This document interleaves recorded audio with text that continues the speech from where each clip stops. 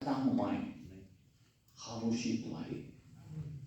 तो ये याद रखिए कि मैं शब्दों के ऊपर, शब्दों के अलावा परे कुछ है जिसे मैं छूट भर लेना चाहता हूँ, ये चाहत है।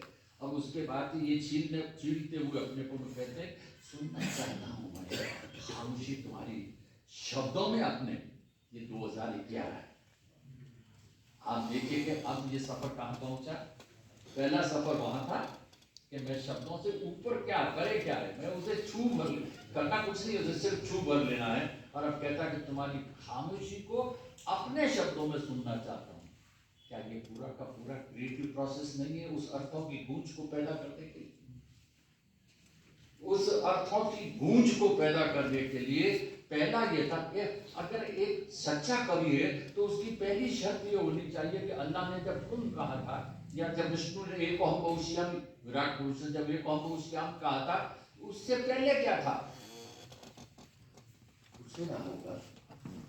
तो बुखारी इसी को कहता है कि अगर कुछ न था तो खुदा था, कुछ न होता तो खुदा होता। यानी एक चीज तो थी, कुछ नहीं था, ऐसा न कहिए। नो थिंगनेस, ये नहीं, कुछ था। और वो क्या था? ये सारा इसका खेल। और अब गलत कह गए? गालिब का मामला भाई साहब, हाँ गालिब का नाम तो सास भी सोच के लेना पड़ती है, 2 सास ले। फिर तो शब्द से बड़ा सच, अब तीसरा शब्द से बड़ा सच क्या है? लेकिन सारा याद रखिए, सब मैं उसको समझ रहा हूं, मैं उसको समझ रहा हूं जो प्रवाद जी ने लिखा है कि अर्थों की गूंज पैदा करते हैं। अब शब्द अर्थों की गूंज कैसे पैदा करता है उस कवि के यहाँ जिसके यहाँ शब्द ट्रेवल कर रहा है? शब्द से कविता का टुकड़ा। शब्द से बड़ा सच क्या है? शब्द से बड़ा सच क्या है? वही तो है कवि का ईश्वर। सुनना चाहता हूं मैं, खामोशी तुम्हारी, शब्दों में अपने। ये खामोशी किसकी है? खला की? खालीपन की। खला उन्हीं का लिखा हुआ मेरा कविता का टुकड़ा। ये खामोशी किसकी है? खला की। कवि के ईश्वर शब्द की चुप्पत नहीं बोलता, एक सन्नाटा है। सन्नाटा क्या है? गौर कीजिए, सन्नाटा क्या है? सूने पर की सदाओं का नाम सन्नाटा है। वरना सन्नाटा क्या है? इसलिए हमने सन्नाटे को समझा कि आप लोग चुप हो गए, मैं भी एकदम चुप गया। सन्नाटा, ये सूने पर की सदाएं हैं, वो सन्नाटा है। और शायद इसीलिए प्रभात त्रिपाठी बार बार कहते हैं कि अर्थ नहीं, अर्थों की गूंज ढूंढ। वो उसमें अर्थ नहीं ढूंढ रहे हैं, अर्थ गूंज। इसलिए प्रभात ठीक कहते हैं कि आत्मा को आत्मेतर के, भाव को विभाव के, अविभाज्य के रूप की में रचने की प्रक्रिया से गुजर कर अपने शब्द पाते अनुभूत। अब जब प्रभात ये कह रहे हैं कि शब्दों के अतीत को, ये 3-4 मंजिलें, जो इसके बीच में और भी कई मंजिलें जो जाहिर है कि मेरे पास तो कितना है ना, आगे है मेरे पास तो वरना मैं कुछ और कहता। मैं वो सारे छोड़ रहा हूँ, मैं सिर्फ मोटे तौर पर आपको उनकी थी, वरना उनका कोई संग्रह ऐसा नहीं है जो मैंने न पढ़ा हो, ये दावा है। और उसके बाद उससे बड़ा मुदल्लल दावा यह है सरकारी आदि कि उसमें ऐसा कोई संग्रह नहीं है जिसमें शब्द को लेकर के कुछ नहीं विचार किया गया हो। और ये सारी कोशिश शब्दों में अर्थ नहीं, उसके अर्थों की गूंज पैदा करने की कोशिश। इसलिए ठीक कहते हैं, आगे बढ़ने से पहले उनके सत्य प्रकाशित जो सबसे आखिर, वो प्रभात जी ने शायद इसलिए उसका जिक्र नहीं किया होगा कि उस वक्त जब ये मजमून लिखा गया तब ये संग्रह आया नहीं, तो 2024 में आया है उनका संग्रह। वक्त खुद मस्त है, 2024 में शाया हो। एक कविता है शब्द, गौर कीजिएगा, पूरी उस मंजर को याद रखिएगा जो मैंने अब तक आपको बयान किया। एक कविता है शब्द, मौन का आसरा है। गौर कीजिए, सन्नाटे को मैंने आपसे डिफाइन करने की कोशिश की, कमजोर आप गौर कीजिए। सन्नाटा सुनने पर की सदाओं का नाम है। अब सुने वापस इसको कि शब्द मौन का आसरा है। याद रखें, मौन, चुप, खामोशी, सन्नाटा ये पर्यायवाची नहीं है, ये अलग अलग कैफियतों के नाम है जो कौन है वो खामोश नहीं है, जो खामोश है वो चुप नहीं है, और जो चुप है वो खला नहीं है, वो सन्नाटा नहीं है। तो आप इसे बगौर मुलाजा कर लें। तो शब्द मौन का आसरा है। क्या मौन? कविता का टुकड़ा बोल रहा हूँ। शब्द मौन का आसरा है। क्या मौन है? क्या मौन है निर्वाण शब्द का? फिर सुने, शब्द मौन का आसरा है। अब मैं इसे यूं पढ़ जाऊंगा जो पहले पढ़ा। शब्द मौन का आसरा है या मौन है? शब्द मौन का आसरा है, बयान है, स्टेटमेंट की तरह। या मौन, अब सवाल है, याद रखिए मैंने पहले यही कहा था कि सवाल पैदा करते हैं। या मौन है निर्वाण शब्द का। अब मैं इसे क्या मानूं? शब्द का निर्वाण है मौन, तो फिर सन्नाटा कौन है? फिर खला कौन है? फिर खामोशी कौन है? अगर इसमें आपकी दिलचस्पी नहीं है तो आप समझ लीजिए कि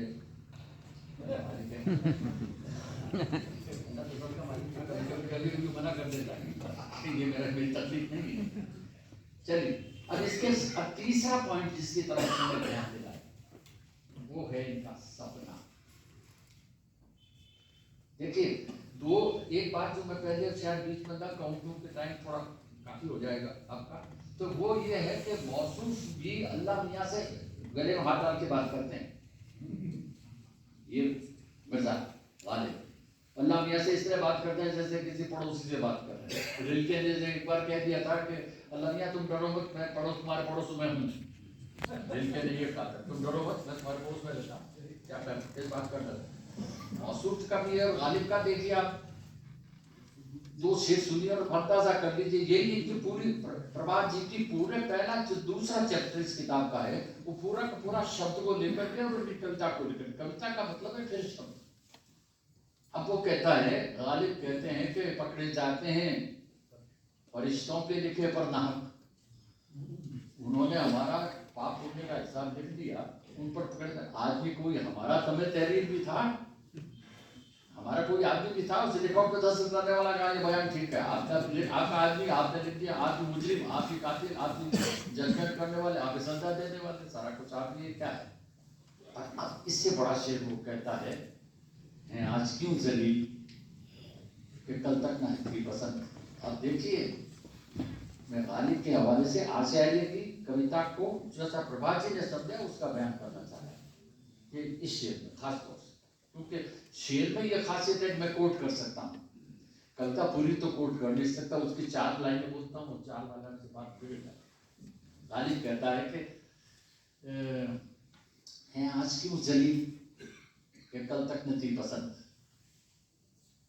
आज मैं अपमानित क्यों हूँ, कल तक तो आपको पसंद नहीं थी। गुस्ताखी फरिश्ता हमारे जनाब में। ईश्वर ने, अल्लाह ने जब आदमी को बनाया मिट्टी का और उसे कहा कि इसको सजदा करो, सलाम करो, तो उसने कहा मैं सलाम नहीं करता, ये मिट्टी का टुकड़ा, इसको क्या सलाम करो। तो इसके लिए उसको निकाल दिया अपनी जन्नत से और वो शैतान नाम हो गया उसका, उस फरिश्ते। गालिब कहता है कि आज हम इस तरह से यहाँ जलील हो रहे हैं, तो आपको याद नहीं कि कल तक तो आपको हमारी जनाब में उसने गुस्ताखी करती थी, उसकी सजा ये थी, कुछ जन्नत से निकाल दिया था। अब इसे आप ये समझिए कि मैं जन्नत से निकल जाने के बाद जो जमीन पर आया हूँ, मेरे अब्बा आदम आए थे, मैं अब उन्हीं की औलाद हूँ, तो आप सोचिए कि वहाँ तक तो मैं जब जन्नत में था तब तो मेरी शान में ये गुस्ताखी आपको पसंद नहीं थी, और मैं जब जमीन पर आया हूँ तो मुझे हर कोई आदमी जलील कर सकता है। अब इसको पूरी, इसमें समकालीनता है कि नहीं, इसका फैसला आप करें। गालिब के इस शेर में समकालीनता है कि नहीं ये आप करें। इनकी सारी ईश्वरवादी जो कविताएं हैं उसका फैसला भी आप करें। वो जरा क्या है कि ईश्वर से गले में हाथ डाल करके और कभी शिकायत करके, इरफान ने भी यही काम किया शिकवा जवाब शिकवा में, ये उस तरह बात नहीं करते। फिर कहते हैं अगर ये होता तो फिर कैसे होता है, ये दोस्ताना मशवरा डायलॉग करते हैं, बल्कि कि ये डिस्कोर्स है अल्लाह मियाँ के साथ, जो आपके पोस्ट मॉडर्न डिस्कोर्स है उसके साथ, उन्हीं से आपका तो क्या लेना है, हम लोगों का क्या लेना है। अब एक और जो ये सारी की सारी बात प्रभात जी ने इस बात को बहुत डिटेल से कहा है। मैंने आपसे कहा ना उनका कोटेशन बताना बहुत मुश्किल है, इसलिए उन्होंने जो कुछ कहा है मैं उसे अपने शब्दों में बयान कर रहा हूँ। हकीकत क्या है? अब देखिए कैसे वो परंपरा से उन्होंने हर बार परंपरा प्रकृति जिसका आपने भी जिक्र है किया। अब देखिए कि वो कहते हैं कि हकीकत ये कविता का टुकड़ा है। हकीकत आचार्य जी, हकीकत क्या हकीकत है? हकीकत क्या हकीकत है? न बन जाए ख्याल गर्व। आप सोचिए कि हकीकत ख्याल बन जाए तो हकीकत है, वरना हकीकत नहीं है। इन अदर वर्ड्स वो ये कहना चाहते हैं कि हकीकत वो होती है जिसमें ख्याल बनने की सकत हो। हमारा जो मुआशरा है, हमारा जो समाज है, हमारा जो चिंतन पद्धति है, उसमें हकीकत सामने नहीं आती, सामने ख्याल आता है। हम जो देख रहे हैं माया नहीं है जो, तो सारा का सारा जो हकीकत को लेकर के कहता है कि वो हकीकत है क्या ख्याल है। अब यहाँ सारा का सारा मैं डिटेल में कहूँगा क्योंकि तो सारा का सारा गालिब बोल रहा है, अब उसमें मतलब गालिब से अब इसमें मूल चिंता जो उनकी है ये कहा है केदारनाथ सिंह ने, और वो बिल्कुल ठीक कहा है, क्योंकि इस पूरे में अब तक आपने ये बात जान ली होगी कि वो ठीक कह रहे हैं कि वो कहते हैं कि इनका सृजन के रहस्य की समस्या है, क्रिएशन की अपनी समस्या क्या है। मैं कल इनकी खिदमत में अर्ज कर रहा था कि साहब उसने कहा कि मैं एक से अनेक हो जाऊं, ये इनका कहा। मैंने ये कहा था कि ईश्वर ने कहा कि मैं हो जाऊं कौन हो जा, उसका कुरान कौन फाइल कौन, उसने कहा हो जा और हो गया, ये क्रिएशन था। हमारे यहाँ ये कह रहा है कि हमारे जो है कि ब्रह्मा जी ने सबसे पहले स्मरण किया और स्मरण करने के बाद अपने मानस पुत्र पैदा किए, फिर उनसे कहा कि तुम मैं तुमसे संसार को आगे बढ़ाओ। उन्होंने कहा इसको एक और हम होशियारी से जोड़ी।